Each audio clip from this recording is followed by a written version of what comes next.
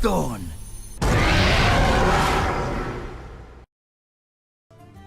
What's going on, Internet? Samwise from Kaiju Hunters with another very low budget deck tech. This is the priest deck I've been working on for a little bit. Really hard to get a good corner in the priest. I should probably open up the deck. That'd be a good idea. And like the warlock deck I did before, this one runs 7 commons in the main board. And like I spent a lot of time going up and down and just trying to find a good archetype to sort of run in the deck. But it's really hard without a lot of rares. Like there's a lot of really like bunk, crappy priest cards that you get as basic. Like Mind Blast. That's not. What strategy does that? Doesn't help with anything really. You know, and like. You know, Priest has got its problems. Like, Holy Nova is the only AoE you get. So I really had to work with a lot of the basic minions until I found something that was good enough to fend off most of my opponents. And I've run this thing in the ladder as well. And it works really quite well. It's not the kind of thing I would run later on, though. This is probably a very budget archetype. You can... As soon as you get enough rares in Priest, you could do a lot better, I think. And I did have to change it quite a lot since Mind Control got rotated out. Because it used to run 2, now it only runs 1. And it used to run 1 Shadow or Death, but now we're running 2. Because I think that kind of sorts it all out. Like, people are going to be running bigger minions again. And Mind Control's harder to use. And honestly, like, I've drawn Mind Control now, and it's not been that great a play, because giving your opponent another 2 turns with this deck really can shut you down. So I've had to take one out, still keep one in, because they might drop something amazing. And why wouldn't you want to take it? So let's just run through the list here. It's sort of like not really an aggro control. Well, it's called Taunt-Boxer to begin with. At one point I just took all the taunts in the game and put them in a deck. So there's a taunt for sort of every mana cost imaginable, all the way up to 6 with the Lord of the Arena. But the basic idea of the deck is to put down a taunter guy, and then buff him up, keep him alive, keep him healed, and your opponent will focus on them instead of you and your health pool, and hopefully allow you to draw a bunch more cards and keep going that way.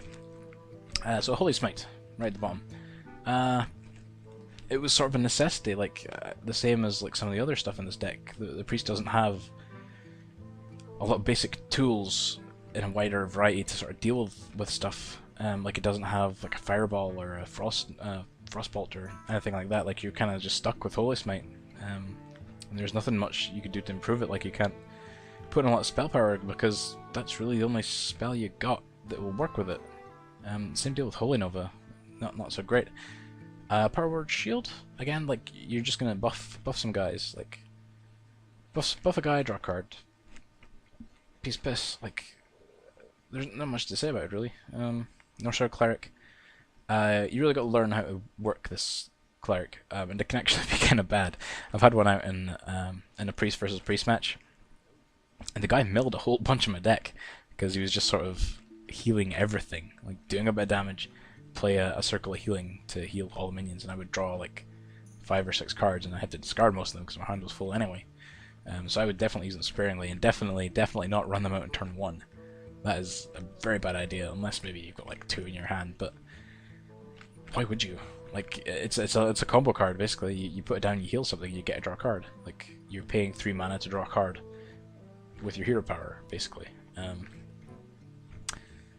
But it's necessary. It's necessary? What the fuck am I saying?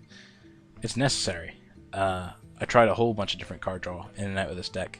I tried Mind Visions even, just to try and get an edge on my opponent, see if I could use that as a sort of control archetype. But no, you need an Northshire Clerics for sure. Shadow Word Pain is also a necessity because it's just plain ass removal.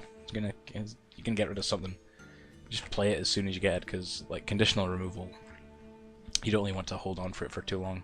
Your opponent's going to play knife jugglers and all that stuff in the start of the game, and even in the late game as well once you're top decking, because if you're running the deck right, you're both going to be top decking. Acidic Swampoos, just one off. because for the utility, really, not going to hurt if you kill like a Gorehowl or something like that. It's going to be great. And again, like you can just sort of use it on anything, but if you're up against a class that doesn't have any weapons, just run it out. Just the one, because sometimes you need it, sometimes you won't. Frostwolf Grunt is not very good in most decks, but in this he's kind of okay. You could run him out and Power Word Shield him and make him a 2/4 on turn 3, or 2 if you've got a coin. And that's pretty powerful stuff. You can hold off most people with that. The main thing with the deck is once you get into the later mid game and their stuff sort of disappeared off the board, he could be just the fact that he's a cheap taunt, you can put him out there just to sap an attack off something to give you a little bit more time. And that's kind of what this deck's all about. Like you're waiting to ramp into the big stuff. You're waiting to steal your opponent's stuff and just have like big ass buffed minions standing there. Shadow Word Death, as I said, now running at 2 because we're going to run into lots of big minions now. The Mind Control got nerfed. And its removal, like, it sucks that you can't kill anything that's got 4 attack unless you're hitting it in the face, but it gets the job done anyway. It'll kill Deathwings for you if you want. Cheaper than an Assassinate. Thoughtsteal is absolutely, definitely key. As I said, I did think about running Mind Vision as well for a while. I tested it out and it didn't work so great because you're just sort of pulling one. But Thoughtsteal's great because it not only just gives you 2 cards from your opponent, they're going to have stuff you need. If you're playing against a mage, you could draw AoE or damage. If you're playing up against like a hunter or something, you could draw like some kitschy kind of minions. If you're playing against a paladin, you could draw weapons or like super buff minions as well. It's kind of a luck of the draw thing, but if you're playing against an opponent that's built a good deck, you're always going to be drawing something good yourself. And as I said, like, it doesn't take cards out of your deck, so you're not sort of milling yourself earlier, because this can have some long games, this version of the deck, and you don't want to draw out as fast as you can, as I've seen some other decks do. And then for Grizzly, you're 3/3 for 3 taunt guy. Again, he's good. Him with a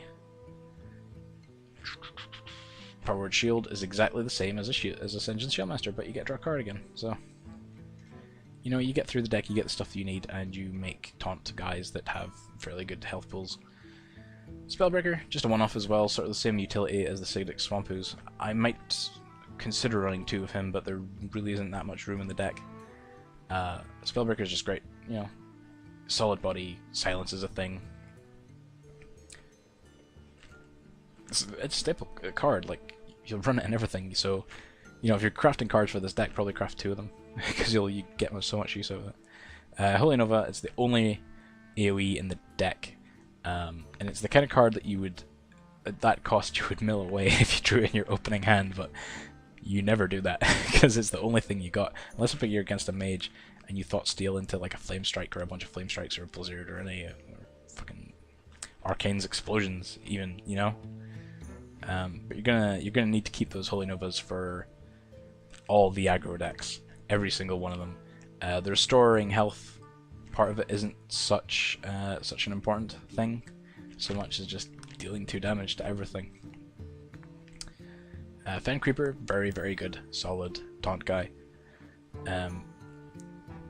Most of the taunts aren't good on their own.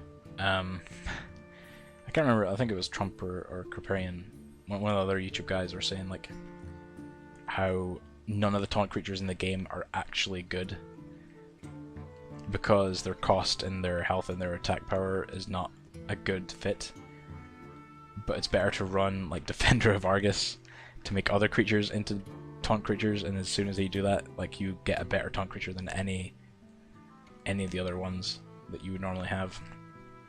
But this kind of puts that philosophy aside and tries to, like, work with the big taunters, and for the most part, like, it can work. Like, you can really overwhelm your opponent to the point of, like, they don't touch you for a very long time. Single Border Fist Ogre, just to sort of round up the top of the deck. I tried running 2 for a long time, that was way too much. 1 is probably about the good sweet spot. It's got enough health that you'll stick around for a long time, and 6 attack will kill most things. Lord of the Arena, the biggest taunt as well. I didn't run the Goblin guy. his name? What's his name? 4 mana. 5 mana, Booty Bodyguard. Yeah. I chose not to run him because 4 health is not good for a taunt guy. Like, you need to have health for days, and nah, like, Fang Creeper's so much better just having 2 more health. Like, the 3 attack isn't so much of a problem, like, Senjin's hitting for 3 anyway. But just having the health pool to sort of back up with your own hero power and, like a Holy Nova if you're lucky. And Lord of the Arena is sort of the same kind of idea, but being that sort of step above the Bodyguard. 6 attacks, pretty good. And right at the top, Temple Enforcer.